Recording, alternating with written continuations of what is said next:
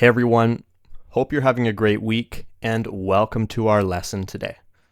Today we're going to work on grammar, and specifically we're going to talk about the future simple and future continuous tenses.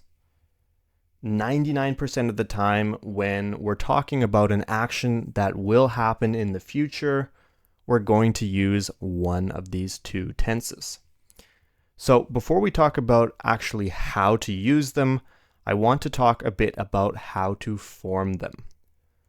Now, I'm going to start by refreshing your memory and talking to you a bit about the future simple. The future simple is actually, no surprise, quite simple to form, and all we have to do is take the subject and the verb will or won't, right? So won't is a contraction of will not, and then the main verb of the sentence. For example, he will speak to you later, or I will arrive late to dinner. So very simple. I assume you are already familiar with this, so I'm not going to talk to you much about this. I just wanted to refresh your memory. Now, let's move on to the future continuous tense. And I want to show you how to form the future continuous. So we need to take the subject of the sentence, then we add will or won't. Again, won't is a contraction of will not, so the negative. Then we're going to take the verb be, so to be, and finally the ing form of the main verb. For example, I will be talking to him on Tuesday. I will be talking to him. I won't be traveling to Europe next week because I'm sick. I won't be traveling. I will not be traveling. So that's the future continuous. We have the subject, which is I. We have will. We have be. And we have the ing form of the verb, right? So talking. Okay, so I also want to bring this to your attention here. So will can be replaced by to be going to. For example, you could say, we will be studying all night for our exam. Now, you could also say, we are going to be studying all night for our exam. The meaning is exactly the same. So will can be replaced by to be going to. And when we're speaking casually with friends, maybe we're speaking quickly, to be going to, or going to be rather, becomes gonna be. Okay, gonna be. For example, what are you gonna be doing tomorrow? Okay, briefly here, I want to talk to you about contractions. So will not becomes won't. I will becomes I'll. Repeat after me. I'll. You will becomes you will. Repeat after me. You will. He, she, or it will becomes he'll. She'll. And this one's funny. It'll. Repeat after me. It'll. We will becomes we'll. They will becomes they'll. So when we're speaking, we often use contractions. So save this page. Again, at the end of class, you will have a document which has all this information on it, so you don't need to worry about taking any notes right now. Keep this in mind when we're looking at sentences later in the lesson. Contractions. Very, very important. Now, when do we actually use these tenses? So there are three main scenarios when we use the future simple. The first one is when we're making a prediction about something in the future. So we think something's going to happen in the future, we're predicting it'll happen. The second scenario here is when we're making a promise about something in the future. So when we're promising something, when we're saying that this will happen, I promise that this will happen, we will use the future simple. And lastly, when we're talking about an action that someone chooses to do, so it's voluntary, then we're also going to use the future simple. Now, if this is a bit confusing, don't worry, we're going to look at this in detail now. Okay, so when we're making a prediction about something in the future, we use the future simple. For example, I think he'll do a good job on the project. That's my prediction. I think he will do a good job on the project. Again, he will becomes he'll. He told me he thinks the flight to Australia will be very long. He thinks the flight to Australia will be very long. That's his prediction. That's what he thinks will happen. So whenever we have a prediction about the future, we use the future simple. When we're making a promise about something in the future, we also use the future simple. Okay? She said she'll be on time. She said she'll be on time. So she's promising she's going to be on time. She said she will be on time. Lastly, I promise I'll be there tomorrow. I promise I will be there tomorrow. We're making a promise that we're going to be there tomorrow, so we use the future simple. And the last scenario is when we're talking about an action that someone chooses to do.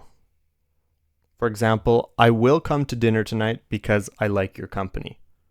That's my choice. I want to come to dinner because I like spending time with you. I will come to dinner. Future simple. He will speak to you after work. That's his choice. He wants to speak to you after work.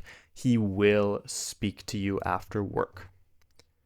So those were the three main scenarios when we use the future simple. Now, I want to talk to you about the future continuous. There are two situations where we use the future continuous. And the first here is when we're talking about more than one action happening in the future at the same time. So when we have multiple actions happening in the future at the same time, simultaneously. And the second situation here is when we're talking about a future action in progress at the same time as another action or at a point in time. And in this scenario, you'll often see the word when. So I know this might be even more confusing than the future simple, so let's look at some examples here. When we're talking about more than one action happening in the future at the same time, we use the future continuous. For example, at the concert tonight, the musicians will be performing. Everyone will be dancing, and I will be having fun. So this is happening in the future. At the concert tonight, we have several things happening here. We have the musicians, they're performing. So the musicians will be performing. Everyone will be dancing, and I will be having fun. So we need to use the future continuous. Here's another example. At the beach party next week, in the future, next week, I will be swimming. My brother will be barbecuing. And my sister will be playing volleyball. So all these actions are happening at the same time in the future. So we need to use the future continuous. Now, the second situation where we use the future continuous is when we're talking about a future action in progress at the same time as another action or at a point in time. And as I said before, you'll often see the word when, but of course, not always. For example, I'll still be sleeping when you leave for work tomorrow morning. So these actions are happening at the same time. When you leave for work tomorrow morning, I'll still be sleeping. So future continuous. I'll still be sleeping. And again, here's the word when, right? So that indicates that this is happening at the same time as this action. Now, I'm going to be speaking with him later after dinner. So the point in time that we're talking about is after dinner, okay? I'm going to be speaking with him after dinner. I will not be coming to work tomorrow. Again, the point in time here is the future, tomorrow. I will not be coming to work. And lastly, my friends will be waiting for me when I come home. So these actions are happening at the same time. When I come home, again, there's the word when, my friends will be waiting for me. Future continuous. We use the future continuous here because these actions are happening at the same time. Now, you might be looking at these two sentences here and wondering, Michael, can I also use the future simple? For example, could I say, I will speak with him later after dinner? Or, I won't come to work tomorrow. And yes, actually you can use the future simple in these two sentences as well. However, the meaning changes slightly.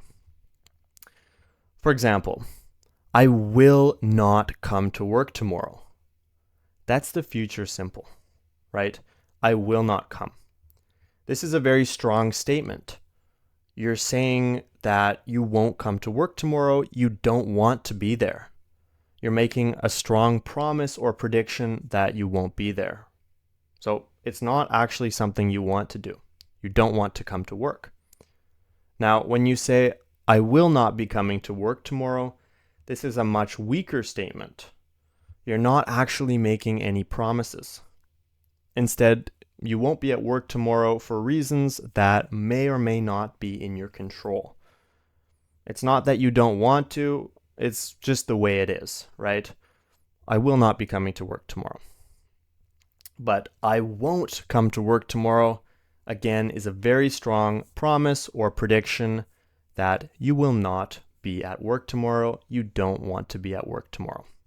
So there are times when you can use both, but keep in mind the meaning will change very slightly. Okay, that was our lesson for today.